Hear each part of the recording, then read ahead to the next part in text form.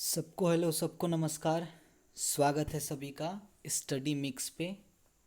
तो कुछ GK question लेके आए हैं। अभी सीआईएसएफ की वैकेंसी आई हुई है, ठीक है। तो 1149 लगभग वैकेंसी आई हुई है और बाकी इधर बिहार दरोगा का भी मेंस एग्ज़ाम होने वाला है। तो बहुत सारा एग्ज़ाम अभी आया है, बहुत होने वाला है। तो कुछ क्वेश्चन है वो डिस्कशन एकदम देखेंगे हम लोग। चलिए पहला ध्यान देते हैं।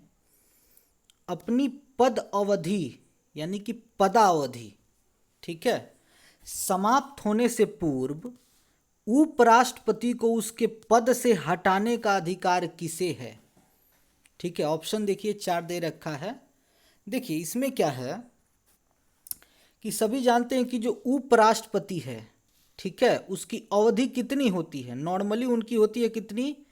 5 साल की, ठीक है। लेकिन देखिए 5 साल से पहले अगर हटाना हो, ठीक है, तो उसके लिए क्या करना होगा? किसका इसमें क्या होगा? रोल किसका होगा?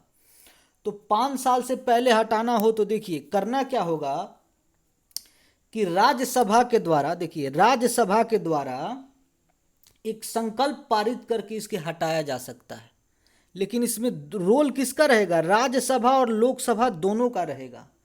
राज्यसभा क्या है में संकल्प पारित होने के बाद उसको अनुमोदन के लिए लोकसभा में भेजा जाएगा। तो दोनों का रोल हो गया ना। यदि लोकसभा क्या है उसका अनुमोदन कर देती है तो उपराष्ट्रपति को क्या है? उनके पद से हटा दिया जाएगा। तो इसका सही आंसर क्या होगा? अभी यहाँ दे रखा, अगर देता कि नहीं उपयुक्त ए और बी दोनों तो सही होता। तो क्या राज्यसभा होगा या लोकसभा? नहीं, संसद हो जाएगा। क्यों? क्योंकि देखिए राज्यसभा में भी और लोकसभा में भी एक ही कॉमन चीज है, वो है क्या? एमपी जो है इसके, यानी कि संसद ही ये रहते हैं ना इसमें। तो इसलिए देखिए थोड़ा सा ये ट्रिकी क्वेश्चन भी इसको कह सकते हैं। तो आंसर क्या हो जाएगा अपना? संसद हो जाएगा ये, ठीक है। चलिए नेक्स्ट दूसरा क्वेश्चन। निम्नलिखित में से कौन सा एक परमाणु ऊर्जा केंद्र नहीं है? देखिए ध्यान दीजिएगा, नहीं पे बहुत बार पूछता है, बहुत बार नहीं लगा देता है। तो क्या है कि जल्दी जल्दी के चक्कर में गलती हो जाती है। तो नहीं दे रखा है। तो कौन सा परमाणु ऊर्जा केंद्र नहीं है? देखिए अब इसको थोड़ा सा देख लीजिए कि भारत में परमाणु ऊर्जा केंद्र का क्या क्या है। थोड़ा सा हम लोग देख लेते हैं। तो एक है आपका कुडानकुलम तथा कल्पकम, तमिलनाडु में। देखिए क्या है, एक है आपका कहाँ? तमिलनाडु में, ठीक है, कुडानकुलम, ठीक है, कुडानकुलम और कल्पकम, ठीक है, कल्पकम, ठीक है, और कुडानकुलम, ठीक है। दूसरा देखिए क्या है आपका तारापुर तथा ट्राम्बे, महाराष्ट्र में है। ये कल्पकम किधर हो जाएगा? तमिलनाडु में। और तारापुर किधर हो जाएगा? महाराष्ट्र में। तारापुर और क्या हो जाएगा? तारापुर और क्या हो जाएगा? अभी मैंने बताया, बताइए। ये हो जाएगा ट्राम्बे, ठीक है। तीसरा देखिए क्या हो जाएगा कि आपका हो जाएगा कैगा, कर्नाटक में, ठीक है। क्या हो जाएगा? कर्नाटक में हो जाएगा आपका क्या? कैगा, ठीक है, कैगा हो जाएगा कर्नाटक में। और बताइए और क्या होगा? और हो जाएगा नरोरा, उत्तर प्रदेश में, ठीक है, नरोरा हो जाएगा उत्तर प्रदेश में, ठीक है। और बताइए कोटा हो जाएगा किधर? राजस्थान में। कोटा भी हो जाएगा आपका राजस्थान में, ठीक है। और बताइए एक और बच रहा है, वो कहाँ है? काकरापार, गुजरात में, ठीक है। तो देखिए नरोरा हमने देख लिया, किधर है आपका? यूपी में है। काकरापार देख लिया, किधर है? गुजरात में है, ठीक है। कोटा हमने देख लिया, वहां पे भी उपलब्ध है, वो किधर है? राजस्थान में। तो एक चीज क्या है जो चमेरा में ये क्या है? नहीं है। तो उत्तर क्या हो जाएगा सही? चमेरा हो जाएगा, ठीक है। चलिए अगला प्रश्न। कुलीन प्रथा निम्न में से किसके, सॉरी यहां शासन, ठीक है, तालाब विषय होगा। कुलीन प्रथा निम्न में से किसके शासनकाल से संबंधित था? कुलीन प्रथा बताइए। 20 ये क्वेश्चन नंबर 3। ठीक है, तो ये क्या हो जाएगा आपका? पाल, प्रतिहार, राष्ट्रकूटा, सेन। ठीक है, ये कब की बात है? ये सब त्रिपक्षीय जो संघर्ष है, यानी कि ट्रीपार्टाइट स्ट्रगल। ठीक है, ये सारे उसी टाइम के हैं, पाल, प्रतिहार, राष्ट्रकूटाज। ठीक है, तो कुलीन प्रथा किससे संबंधित है, किसके शासनकाल से? ठीक है, बताइए। तो ये क्या हो जाएगा आपका? सेन से। ठीक है, ये क्या हो जाएगा? सेन से। अब इसमें देखिए क्या है कि सेन वंश के जो प्रमुख राजा थे, ठीक है, नाम था उनका क्या? बल्लाल सेन। याद रखिएगा, बल्लाल सेन। ठीक है, बल्लाल सेन इधर लिखा ही है। तो बल्लाल सेन क्या था? एक प्रमुख राजा थे। तो क्या था? बंगाल के ब्राह्मणों और कायस्थों में कुलीन प्रथा की शुरुआत की थी। किसने की थी? बल्लाल सेन ने। याद रखिएगा इसको। चलिए नेक्स्ट क्वेश्चन हम लोग कम देखेंगे, बट इंपॉर्टेंट क्वेश्चन है और डिस्कशन करते चलेंगे, क्योंकि डिस्कशन करेंगे तो उससे क्या है कि और भी क्वेश्चन बनेंगे। ठीक है, अलाउद्दीन खिलजी का पहला सैन्य अभियान निम्नलिखित में से किस क्षेत्र के विरुद्ध हुआ था? अलाउद्दीन खिलजी का पहला सैन्य अभियान, ठीक है, तो किस क्षेत्र के विरुद्ध हुआ था, हमें ये बताना है। देखिए, तो इसमें क्या है कि अलाउद्दीन खिलजी क्या था? सब लोग जानते हैं खिलजी वंश का क्या था? संस्थापक था। ठीक है, अब देखिए कि अलाउद्दीन खिलजी वंश का संस्थापक जलालुद्दीन फिरोज खिलजी का भतीजा एवं दामाद था। समझ रहे हैं? एक मूवी भी आई थी इस पे, पद्मावत करके, तो आपने देखा होगा कि उसी की बेटी से शादी भी हो रही है और ये चच्चा जान भी थे उनके। ठीक है, तो संस्थापक आप कौन हो जाएंगे? जलालुद्दीन फिरोज खिलजी। ठीक है, देखिए अब क्या है कि अलाउद्दीन खिलजी ने जलालुद्दीन फिरोज की हत्या कर दी थी। कब? आपका 1296 में, 1296 में इनकी हत्या कर दी थी। और उसके बाद क्या था? दिल्ली का सुल्तान बना था वो। समझ में आ गया? दिल्ली का सुल्तान बना था। तो इसका क्या आंसर हो जाएगा? ये हो जाएगा रणथंभौर। ठीक है, क्या हो जाएगा? रणथंभौर। तो अपने को याद क्या रखना है? अलाउद्दीन खिलजी, लेकिन खिलजी का संस्थापक कौन था? जलालुद्दीन फिरोज खिलजी। ठीक है, चलिए नेक्स्ट। स्वेट नहर के दक्षिणी सिरे पर कौन सा पतन स्थित है? ठीक है, स्वेट नहर के दक्षिणी सिरे पर कौन सा पतन स्थित है? ठीक है, देखिए अब इसमें क्या हो जाएगा कि स्वेट नहर क्या है? मिस्र में अवस्थित है। कहाँ पे? मिस्र में। याद रखिएगा इसको, कहाँ अवस्थित है ये? मिस्र में।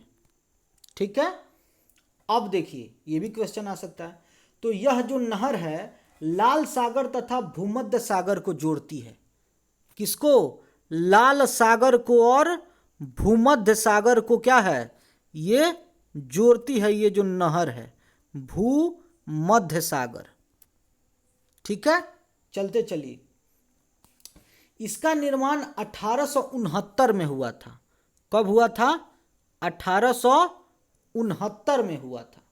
ठीक है, इस नहर के उत्तरी प्रवेश द्वार पर भूमध्य सागर की ओर पोर्ट सईद, ठीक है, क्या?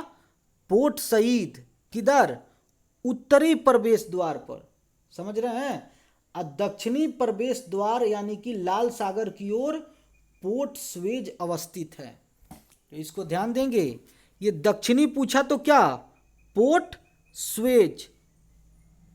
ठीक है, समझ में आ रहा है? ये ज है एक्चुअली, सॉरी ये थोड़ा सा टाइप करने में हो गया। ये ज है, पोर्ट स्वेज।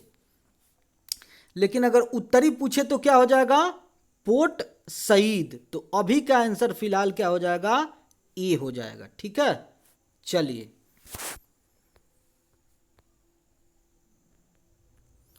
निम्नलिखित में से कौन सी गैस ग्रीन हाउस प्रभाव के लिए उत्तरदायी है? कौन सी गैस ग्रीन हाउस प्रभाव के लिए उत्तरदायी है, बताइए। ये तो एक नॉर्मल क्वेश्चन है, तो आप लोग इसको थोड़ा सा बताएंगे, बताइए। तो इसका क्या आंसर हो जाएगा, किसका? Chlorine, carbon dioxide, oxygen, hydrogen. इसका क्या हो जाएगा 31, सॉरी 31 मैं बोल रहा हूं 6। तो इसका हो जाएगा क्या, कार्बन डाइऑक्साइड। ठीक है, कार्बन डाइऑक्साइड। ठीक है, ग्रीन हाउस इफेक्ट आप लोग जानते होंगे। एक्चुअली दो वर्ग ऐसे प्रॉब्लम है एक्चुअली, पोल्यूशन को अगर छोड़ दे तो एक ग्रीन हाउस इफेक्ट है और एक ग्लोबल वार्मिंग है। ठीक है, एक क्या है, ग्लोबल वार्मिंग भी है। तो इसमें भी क्या है, आपका कार्बन डाइऑक्साइड का रोल होता है। ठीक है, चलिए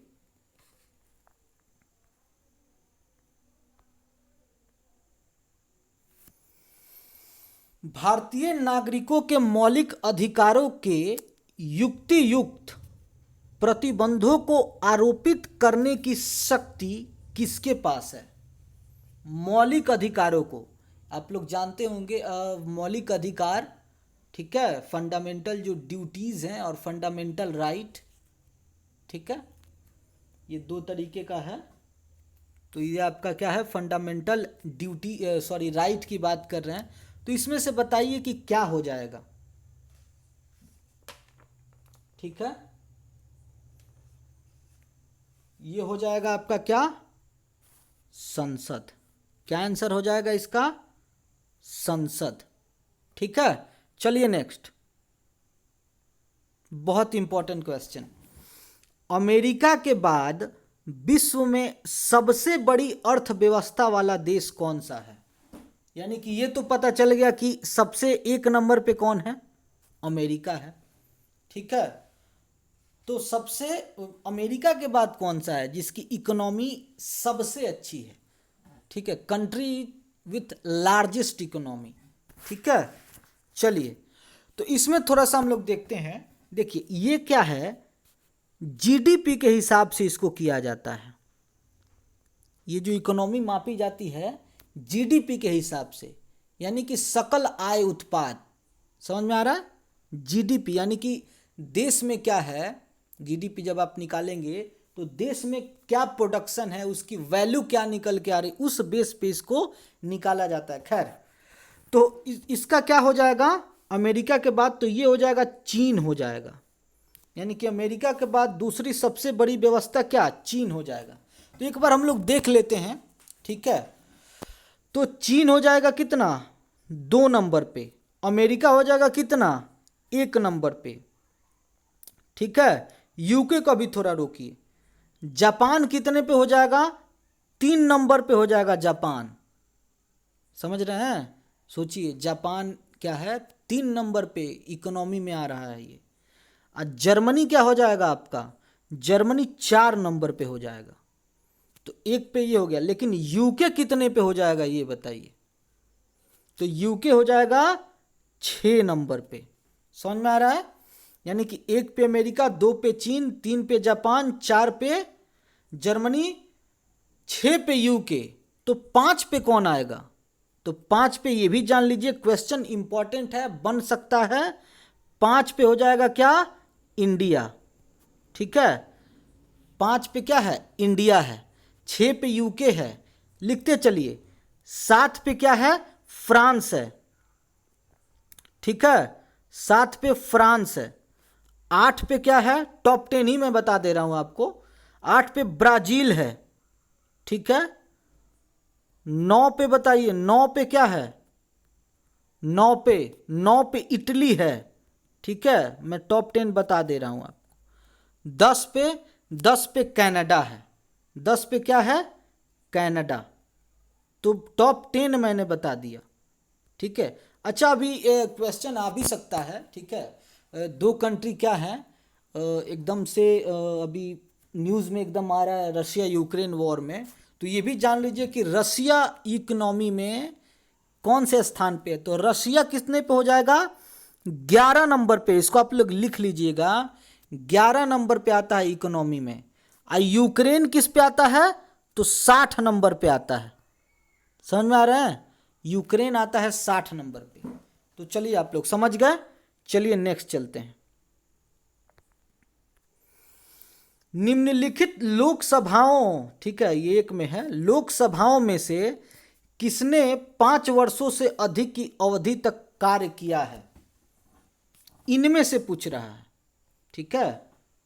तो इनमें से किसने कार्य किया है, ये बताइए, बताइए। इसका क्या हो जाएगा, चौथी, पांचवी, छठी, आठवीं। तो किसने ये कार्य किया है, ये बताइए। तो इसका क्या हो जाएगा, इसको मैं थोड़ा सा मैं आपको बता दूं, ठीक है। वैसे ये पांचवी हो जाएगा, आंसर इसका बी हो जाएगा। थोड़ा सा इसके बारे में देखिए, जान लीजिए कि वैसे आंसर इसका बी हो गया। तो पहली लोकसभा कब मतलब बनाई गई थी, ठीक है, पहली लोकसभा कब इलेक्ट हुई थी, ठीक है, ये भी जानना एक जरूरी है, बहुत इंपॉर्टेंट क्वेश्चन है, ठीक है। तो ये आपकी बनाई गई थी कब, 1952 में बनाई गई थी पहली लोकसभा, ठीक है। पहली लोकसभा इलेक्ट कब हुई थी, 1952 में, ठीक है, ये याद रखिएगा। और इनमें से का क्या आंसर हो जाएगा, बी हो जाएगा, पांचवी। और एक और चीज, अभी कौन सी लोकसभा चल रही है, अभी जो यानी कि लास्ट इलेक्शन हुआ था आपका 2019 में, ठीक है। तो 2019 वाली अभी चल रही है। तो ये कौन सी हो जाएगी, तो 2019 में जो लोकसभा है वो 17वीं लोकसभा है, 17th लोकसभा, ठीक है। स्पीकर आप लोग जानते होंगे, ओम बिरला, ठीक है। चलिए,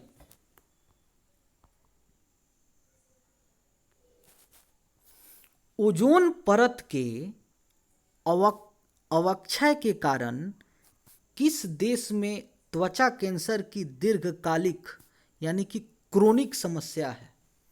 ओजोन परत की वजह से आप लोग जानते होंगे कि ओजोन परत क्या है, क्या रोल है इसका ओजोन परत का, ठीक है। तो ओजोन परत क्या, देखिए जो सूरज की किरणें हैं अभी क्या है कि उसमें कहते हैं ना कि हाँ विटामिन पाई जाती है, अच्छी भी किरणें हैं, लेकिन उसमें क्या है कि उधर से किरणें आती है तो कुछ बुरी भी किरणें, यानी कि जिसको हम लोग अल्ट्रा वायलेट रेज जो बोलते हैं, अल्ट्रा वायलेट रेज, ये क्या है, ये हमारे त्वचा के लिए, स्किन के लिए क्या है, ये बहुत ही बेकार है, ठीक है। इसकी वजह से आपका क्या है, स्किन डिजीज हो सकता है, स्किन कैंसर हो सकता है। तो इसी अल्ट्रा वायलेट रेज से क्या है, ये जो ओजोन परत है वो हमें बचाता है, ठीक है। ओजोन परत O3 जिसको हम लोग बोल लेते हैं, तो ओजोन परत इसी रेज से बताता है, यानी कि आपको क्या है, एक बड़ी बीमारी से बचा रहा है, जैसे त्वचा रोग, जैसे स्किन कैंसर हो गया। तो अब इसका आंसर हम लोग थोड़ा सा देख लें, इसका आंसर क्या हो जाएगा, ये बताइए।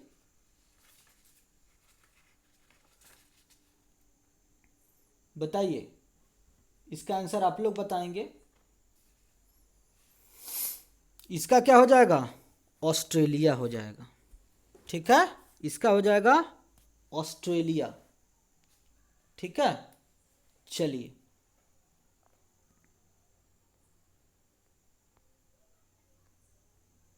ये ऑस्ट्रेलिया हो गया ना। अब हम लोग आते हैं नेक्स्ट, निम्नलिखित में से किस एक के कारण दूध दही में परिवर्तित होता है, ठीक है। दूध दही में परिवर्तित होता है, किस एक के कारण, ये बताइएगा, किस एक के कारण, कवक, जीवाणु, विषाणु, किसके कारण दही दूध में परिवर्तित होता है, ये बताइएगा। तो ये क्या है, जीवाणु के कारण, ठीक है, जीवाणु के कारण दूध दही में परिवर्तित होता है। चलिए नेक्स्ट, थायरॉक्सिन क्या है? थायरॉक्सिन क्या है? विटामिन है, हार्मोन है, एंजाइम्स है, क्या है थायरॉक्सिन? बताइए। तो ये क्या है? एक हार्मोन है। ठीक है, क्या है? हार्मोन है एक। चलिए नेक्स्ट, मंदिरों की उत्तरी शैली किस रूप में जानी जाती है?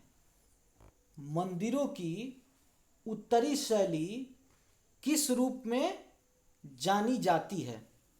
बोलिए। अब देखिए, इसमें थोड़ा सा मैं आपको बताऊं कि जो वास्तुविद हैं, यानी कि जो वास्तुकार जो हैं, वास्तुशास्त्र में जो विद्वान लोग हैं, जो वास्तुशास्त्र को अच्छे से जानते हैं, उनके अनुसार जो वास्तुकला है, वास्तुकला की 3 प्रमुख शैलियां हैं। कितनी? 3 प्रमुख शैलियां हैं। ठीक है, एक है क्या? नागर शैली। ठीक है, एक है क्या? द्रविड़ शैली। ठीक है, एक है क्या? वेसर शैली। समझ में आ गया? तो 3 शैली उनके हिसाब से होती है। अब थोड़ा सा देख लीजिए कि नागर शैली क्या है, यानी कि इस शैली के प्रसाद चौकोर आकार के होते हैं। ठीक है, चौकोर मतलब क्या? चारों साइड से ऐसे घिरे हुए। ठीक है, स्क्वायर टाइप आप समझ सकते हैं। और द्रविड़ क्या है? कौन सा? नागर क्या है? चौकोर आकार के होते हैं, चौकोर आकार के होते हैं। और द्रविड़ क्या है? तो द्रविड़ इस शिला का प्रसाद आयताकार होता है। तो ये क्या है? स्क्वायर कर दूं मैं, और इसको आप लोग क्या? आयताकार कर दीजिए, रेक्टेंगल बना दीजिए इसको। ठीक है। अब बेसर कैसा होता है? तो बेसर हो जाएगा सर्कल की तरह, यानी कि वृत्ताकार हो जाएगा। तो इसको अपने को याद रखना है। द्रविड़ क्या हो जाएगा? ठीक है, द्रविड़ हो जाएगा क्या? रेक्टेंगल, यानी कि आयताकार। नागर क्या हो जाएगा? आपका चौकोर हो जाएगा, यानी कि स्क्वायर की तरह। अब बेसर हो जाएगा सर्कल, यानी वृत्ताकार की तरह।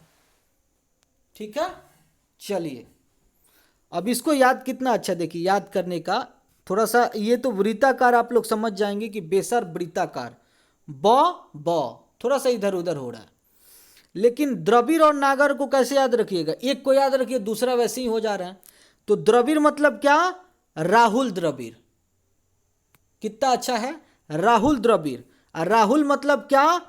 आर द्रविड़, यानी कि रेक्टेंगल द्रविड़, यानी रेक्टेंगल माने आयत। समझ गए आप लोग? राहुल द्रविड़ को याद रखिए, रेक्टेंगल द्रविड़। चलिए, तो हाँ, इसका तो आंसर हम लोग भूली। हाँ, इसका आंसर अब क्या हो जाएगा ये बताइए। उत्तरी शैली किस रूप में जानी जाती है? बताइए। तो ये क्या हो जाएगा? बी, नागर हो जाएगा। इसका आंसर क्या हो जाएगा?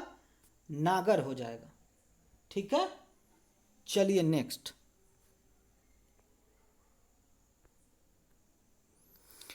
कांग्रेस छोड़ने के बाद सुभाष चंद्र बोस ने फॉरवर्ड ब्लॉक का गठन कब किया था?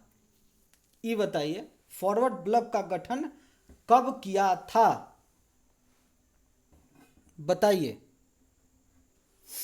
तो देखिए, इसमें थोड़ा सा मैं आपको बता दूं कि जो भारतीय राष्ट्रीय कांग्रेस है, ठीक है, इंडियन नेशनल कांग्रेस, ठीक है, तो 1939 ईस्वी में जो त्रिपुरी अधिवेशन में महात्मा गांधी द्वारा प्रस्तावित प्रत्याशी पट्टाभी सीतारमैया को हराकर सुभाष चंद्र बोस कांग्रेस के अध्यक्ष चुने गए थे। ठीक है, एक बार फिर से देखिए, यानी कि गांधी जी ने रिकमेंड किसको किया था? पट्टाभी सीतारमैया। ठीक है, पट्टाभी सीतारमैया को गांधी जी ने रिकमेंड किया था। लेकिन इनको इलेक्शन में हरा किसने दिया? सुभाष चंद्र बोस ने। ठीक है, कौन से अधिवेशन में? त्रिपुरी अधिवेशन। त्रिपुरी अधिवेशन कब?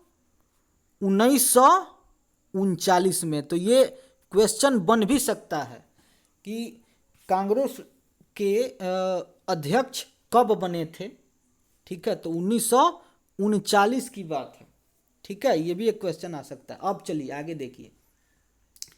तो 1 मई 1939 को उन्होंने कांग्रेस के भीतर ही एक नए गुट फॉरवर्ड ब्लॉक का गठन किया था। तो ये दोनों का आंसर यही हो जाएगा, 1939 इसका भी हो जाएगा, इसका आप लोग आंसर देख लीजिए, इसका हो जाएगा क्या 1939, ठीक है। लेकिन कांग्रेस का अध्यक्ष भी आप उल कब बने थे 1939 में, किसको हराकर, पटाभी सीतारमैया, सीताराम, ठीक है, याद रखिएगा इसको। चलिए नेक्स्ट, योग दर्शन के प्रतिपादक थे, योग दर्शन के प्रतिपादक थे, ये बताइए।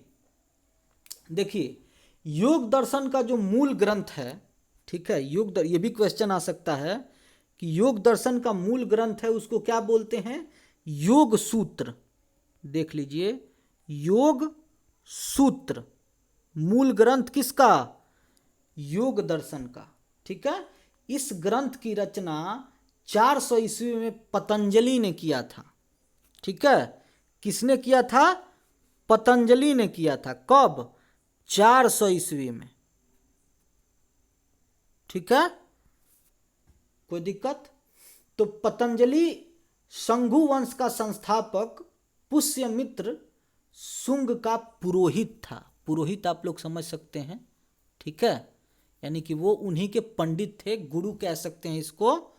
तो किसके टाइम में हुआ था ये भी पूछ सकता है, तो शुंग वंश, ठीक है, इसका आंसर तो क्या हो जाएगा, पतंजलि हो जाएगा ना, तो ये क्या हो जाएगा आपका शुंग वंश, ठीक है। और राजा कौन था, पुष्यमित्र, क्या था, पुष्यमित्र,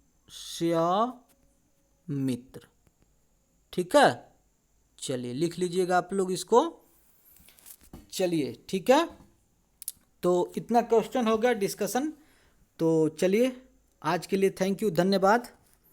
और चैनल को देखिए, लाइक करें, वीडियो को शेयर करें, चैनल को सब्सक्राइब करें, ठीक है, कमेंट भी करें, अच्छा लगे तो आप मेरे को बताएं कि नहीं ये कमी आ रही है तो मैं उसको सुधारूंगा, I will rectify that, okay. चलिए।